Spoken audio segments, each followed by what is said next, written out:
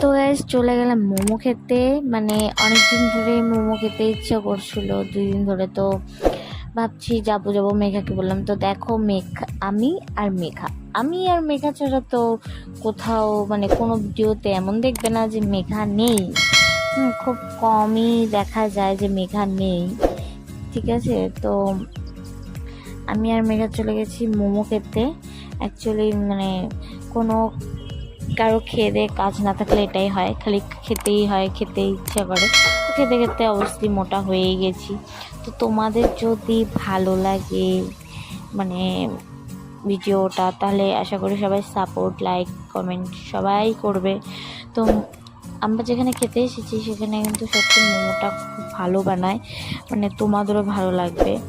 তো তোমরা যদি খেতে চাও তো তোমরা কমেন্ট করে জানাবে, বা জায়গার নাম যদি শুনতে চাও বলে দিব।